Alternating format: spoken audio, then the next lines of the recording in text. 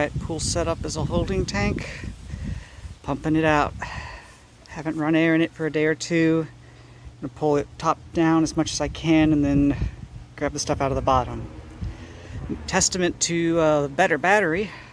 I can actually run the air over there and the pump at the same time, which the old battery wouldn't let me do. So, slow improvements.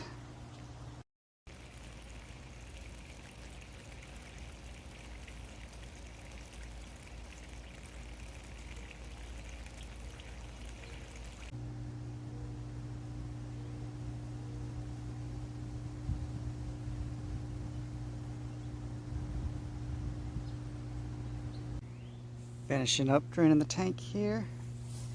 This is the second bucket I'm filling with the algae from the bottom. Let me move my pump real quick. Get it in there. It keeps pumping. So I'll run this through a pool filter just to get some of the garbage out.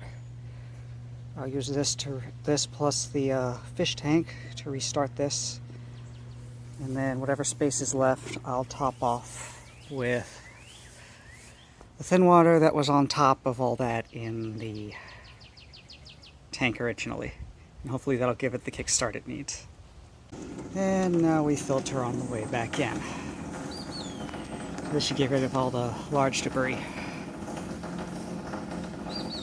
So this is what I filtered out of the bottom of the tank.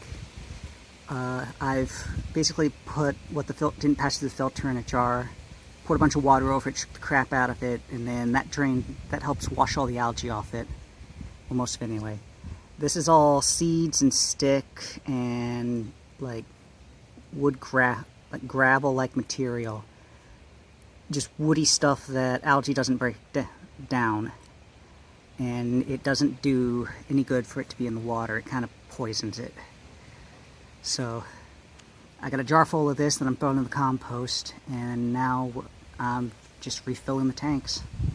And the fix for that now is that I'm using a rain barrel, which will have all the garbage collect in the bottom of it, and then I pull the water off the top there and clean the barrel out separately, and I'm not having all that crud sitting in the bottom of my algae tote where it's a bigger pain in the butt to clean.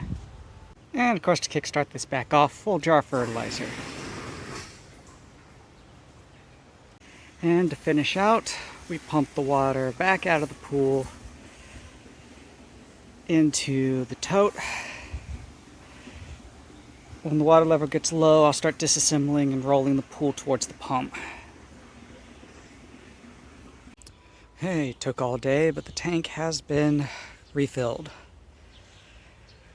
Pool will be disassembled after it dries overnight tomorrow evening, and I'll resume running the air stones. Estimated about 50 gallons lost in pumping and evaporation. We'll see if the tank takes off again.